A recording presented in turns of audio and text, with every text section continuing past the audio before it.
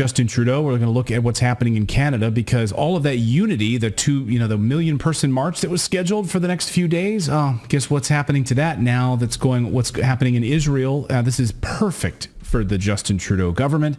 This is perfect cover for all of their failures and their pushing of the woke ideology and agenda in Canada.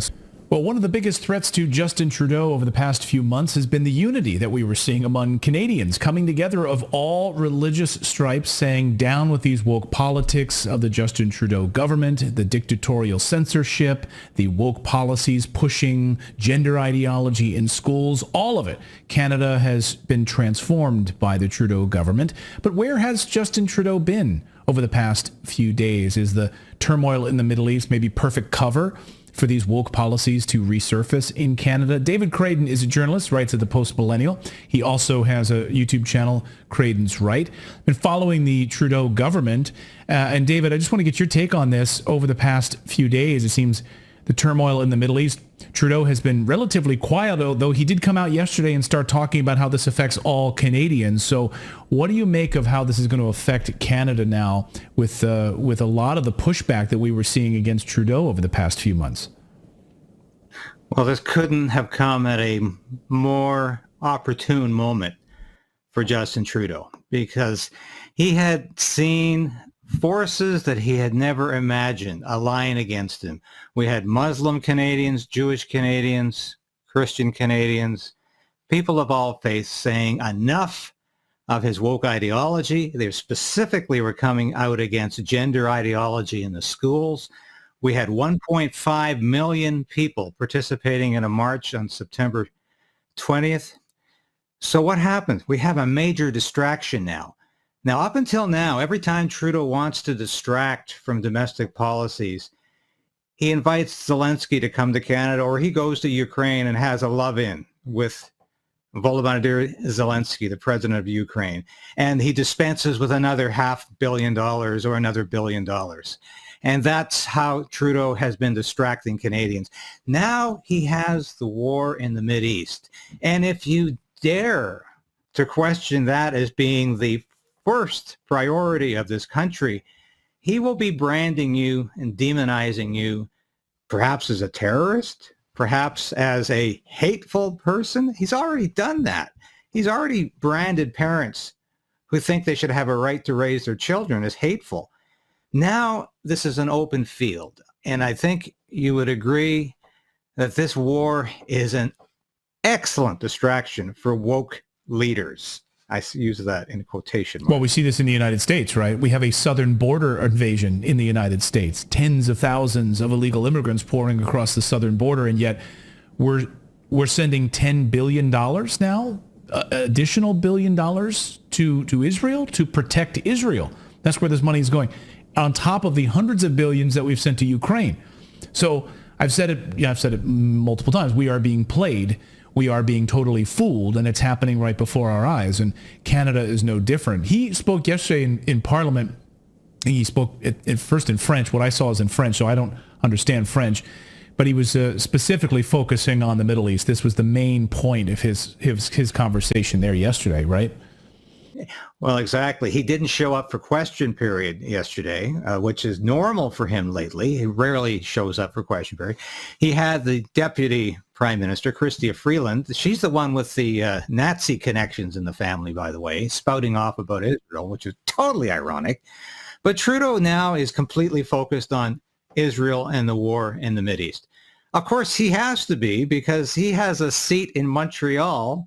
And if he doesn't look very concerned with Israel, there's a large Jewish community in his backyard that will hold him accountable. So there's a very raw political advantage for this in Trudeau. But the larger scheme here is that he can use this to say, let's not talk about gender ideology in the schools. Let's not talk about the euthanasia program I have running that's going to include the mentally ill in the very near future, and that includes people who just feel depressed right now. Or how about abortion on demand up to the last minute? How about the other policies that are killing Canada, like the anti-free speech policies, his censorship policies, which he's about to push through the third part of? So this is an excellent opportunity for Justin Trudeau to say, let's just talk about Israel. And in fact, if you watched Question Period yesterday, every time a question arose about the next budget, about Canada's fiscal catastrophe, the answer was, well, we should be looking at Israel because this is the first time we've sat down since the invasion. They were off for a week. Let's just talk about Israel today because that's the only thing that matters. Well, it's like what Janet Yellen just said, the Treasury Secretary of the United States. We can fight these two wars, even though we can't afford it. We're wildly in debt, massively in debt, $33 trillion. Canada, Justin Trudeau's government has massively expanded the money supply in Canada, devaluing the currency by all accounts and runaway inflation. And of course, this is what the opposition is really targeting in Canada, that we're going to restrict that spending, actually have a balanced budget, get this spending back and reined in and under control. I guess what I'm concerned about specifically for Canadians, of course, are the things that are currently moving through Parliament that Trudeau has been pushing for, hoping that you won't talk about, hoping you won't shine a light on, censorship, etc. So what current things, you mentioned the censorship bill, what current things are right now being voted on, about to be pushed through, that they can use Israel as a distraction to push through and clamp down on? By the way, this is not a conspiracy theory. I mean, this is exactly what happened after 9/11. You take away people's freedoms, and you do it under the auspices of, of Middle East turmoil right now, or protection of Israel. This is a way to protect all Canadians. We're going to take away your civil liberties. Yeah, well, and the first thing, the most important thing that's happened as a result of this war in the Mideast is the cancellation of the second million-person march this Saturday. I just discovered this morning from the organizer, who I talked to early this morning, he has decided to cancel this march because there is so much division amongst his organizers, amongst the participants. He's concerned it will break down into violence, that it could become disordered because of all of the disagreement over the Mideast. People are focused on the wrong things. They're not focused on domestic policy. They're focused on things they cannot control, such as Israeli policy and Mideast policy. But what is Trudeau poised to pass?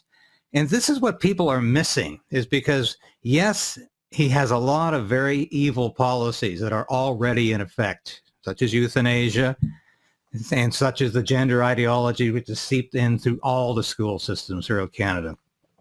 But he is poised to pass phase 3 of his internet censorship bill. And I can't overemphasize how dangerous this is. The bill will be coming up in this fall session. And if it's not defeated, in Canada, like Great Britain, we will have an online safety bill that makes disinformation illegal. They will begin arresting journalists for producing news that the government disagrees with, because the bill will not define what disinformation is. So it will mean whatever the government decides it is. And that could be anything contrary to Justin Trudeau or his government. And that's the danger here, is while we're focused on Israel, while we're focused on, my God, what is becoming World War III, that and Ukraine, we're going to have domestic policies that are totally undermining freedom in Canada. Well, as a famous Democrat once said, never let a good crisis go to waste, right? And that's exactly what you're seeing unfolding before us right now. And that's why we're trying to shine a light on it on our show, because we're all being played. We are all being played. And all of these things are happening behind the scenes that we don't get to see. And they are going to take away our civil liberties. They are going to continue to push these things on us. And they're going to do it quietly under the auspices of protection. We're doing it to protect you. If I can just say one thing, when I first learned about this Hamas invasion of Israel, my first concern was, my God, we don't need another war in the Middle East. My second concern was, what's going to happen to the religious unity we have in Canada, and to some extent was developing in the United States and other European countries. What's going to happen to that? It's going to be totally smothered by this war. And, my God, we are creeping ever closer to a nuclear catastrophe. Yeah, you're absolutely right about that. It's not hyperbole at all. In fact, we saw, and just on the Canadian side of this, we saw Muslims who were the most outspoken, of course, against this gender ideology in schools. Keep your hands off our children in schools, right? Keep your hands off our children. And that was a rallying cry, right? To come together around children. Keep this away from us. Christians finally were standing up and saying, yes, okay, you know what, Muslims, you were out there really first speaking about this. We're standing side by side with you. We're coming together. Jews, we're standing side by side with you. We're all coming together. We can stand against this. Now they cancel this 1 million person march, the second one of these, because of this. So this is just the tip of the iceberg for what we're about to see. David Creighton in Canada, thank you so much for your perspective up there. We really, really appreciate it as always. Thank you, Clayton. I'm so glad that you're back in good health. Thanks so much. Thank you so much, David. And another person concerned about our health, but we're fine. That's nice. Just a little stomach bug. We're good. We're back. We've got more news to get to here. Feeling okay? We're feeling okay.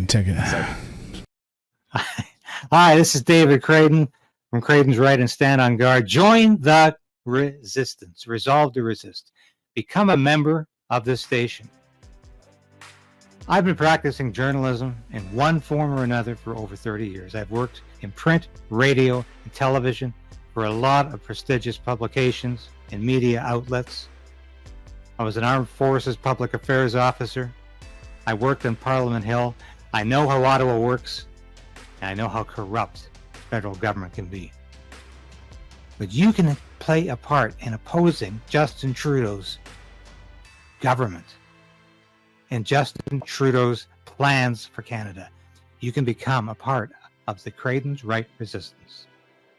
Now, I urge you today, please support this station in any way you can. Ring that bell, subscribe, because that ensures you're at least going to continue to be able to watch these episodes. You'll beat the algorithm.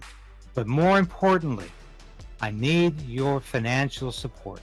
I hate to ask, but that's what I'm doing. I made a decision to pursue independent media because I believed it was the best possible route for me to take as a journalist and as a concerned citizen of Canada.